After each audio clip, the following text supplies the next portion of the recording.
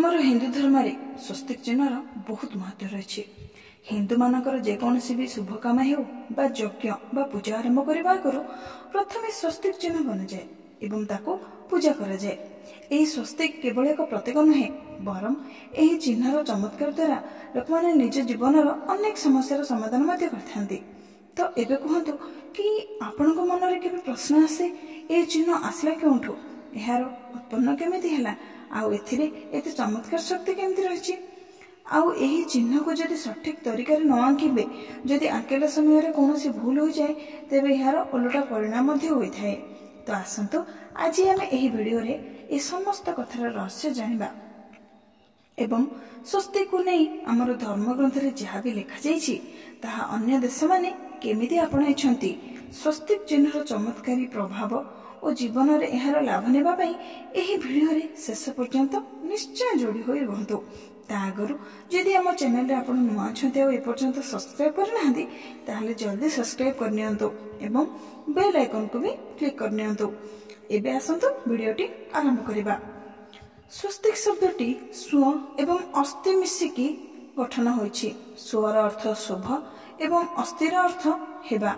एथिपई स्वस्तिक मूल अर्थ हेउछि शुभ हेबा।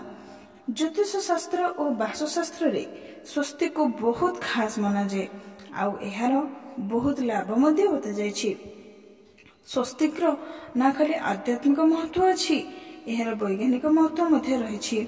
जदि आपण स्वस्तिक को ठीक भाबरे बनाइछन्ति ताहले सेथिरो सकारात्मक ऊर्जा बाहरी थाए आउ एही ऊर्जा व्यक्तिर रक्षा करबा सहित वस्तुर मध्य रक्षा करिबारे समर्थ होई थाए। स्वस्तिक प्रयोग घर, हॉस्पिटल बा दैनंदिन जीवन रे जदि व्यवहार करा जाए ताहले व्यक्ति रोगमुक्त और चिंतामुक्त मध्य होई थाए। तो एबे आसंतु जानिबा एहा बनाइबार ठीक उपाय आ सेथिरो केउ लाभ मिलिबो और तापरे एहार उत्पत्ति केमिति होइछि ताहा जानिबा। बहुत लोक स्वस्तिक बनैबा समय रे प्रथमे प्लस चिन्ह बनाई स्वस्तिक तैयारी करंती आउ एहा पूरापूरी भूल अटे। एमिति प्लस करिके बनैबा द्वारा एहार रेखा गुड़िक परस्पर सह भेद होई थाए, सेहिथिपई घरे अशांति बढ़ी थाए। एहाको सबबेले 9टी बिंदु करिके बनैबा अति शुभ होई थाए। एही 9टी बिंदु आमर नवग्रहंकर प्रतीक अटंती। एमिति ही कोनोसी भी रेखा को जोड़िबा समय रे अन्य कोनोसी रेखा को काटिबा उचित नुहे। एही चिन्हर प्रयोग सठिक स्थान और सठिक तरीका रे करिबा उचित।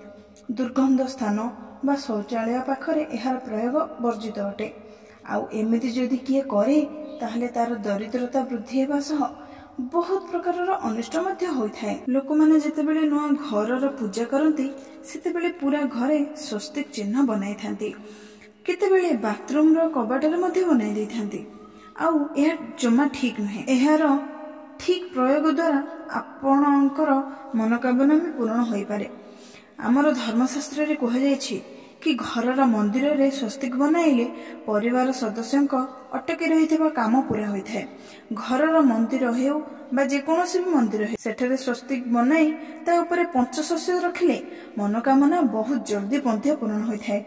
घरे स्वस्तिक बनाई ता ऊपर आपणकर इष्ट देवी मूर्ति बा फोटो रखी पूजा कले इच्छा पूर्ण होई थाए। स्वस्तिक संपर्क सीधा तारामंडल सहित जड़ित अछि। आपण समस्ते जानती कि पाग केमिति भी हेउना काहेकि, किंतु ध्रुव और अगस्त्य नक्षत्र निज स्थान रे ही सब बेले रहती। बसंत ऋतु रे सप्तऋषि मंडल को ध्रुव तारा सामना रे थिबा देखा जाए। एमिति सब ऋतु रे सप्तऋषि मंडल को विभिन्न और विपरीत दिगरे रहिथिबार देखा जाय थाए। आउ एही सब स्थान को जोड़िले एहार आकार एक स्वस्तिक परि होई थाए। एथिरो जाना जाए कि स्वस्तिक प्रभाव केवल आम मानक ऊपर नुहे बरं पूरा ब्रह्मांड ऊपर पड़ी थाए। एहा इतिहास ठारू मध्य पुराना अटे।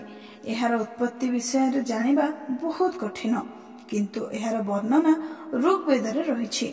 एही वेद अनुसार स्वस्तिक को सूर्यदेवଙ୍କ प्रतीक बोली मध्य माना जाए। एहार 4 रेखा को 4 दिगर आख्या दिया जाइछि।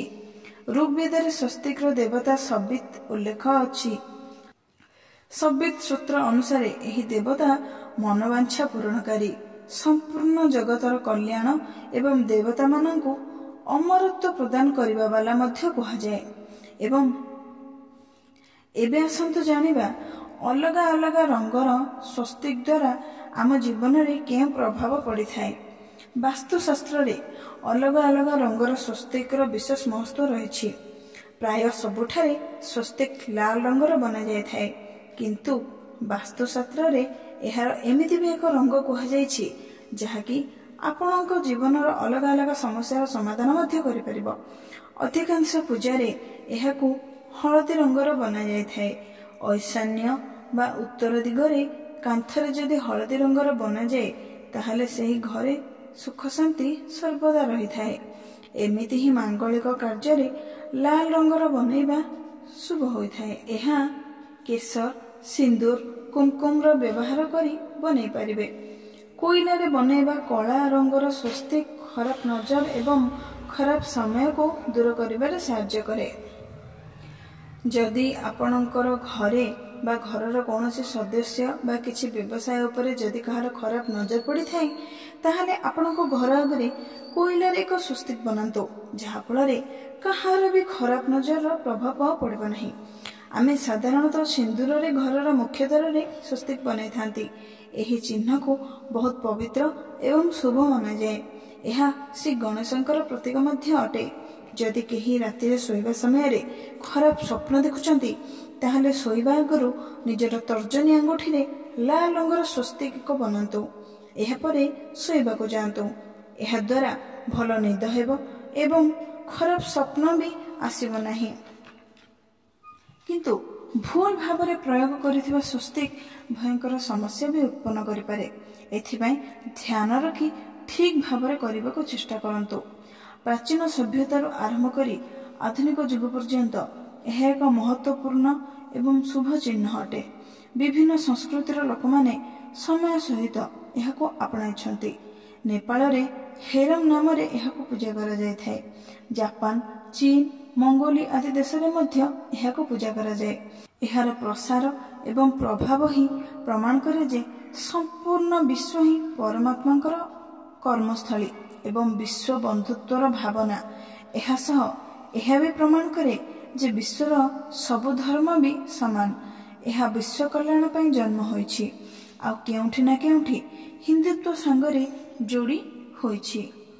ବନ୍ଧୁଗଣ, ଆଶା କରୁଛି ଆପଣମାନେ ସ୍ୱସ୍ତିକର ଅର୍ଥ, ଲାଭ ଏବଂ ପ୍ରୟୋଗ ବିଷୟରେ ଭଲ ଭାବରେ ବୁଝିପାରିଥିବେ।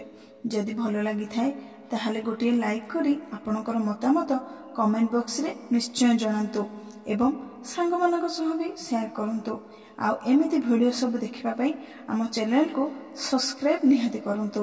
ରହିଲି, ପୁଣି ଦେଖାହେବ ଆଉ ଏକ ନୂଆ ଏବଂ ରହସ୍ୟମୟ ଭିଡ଼ିଓ ସହିତ। ଜୟ ଜଗନ୍ନାଥ।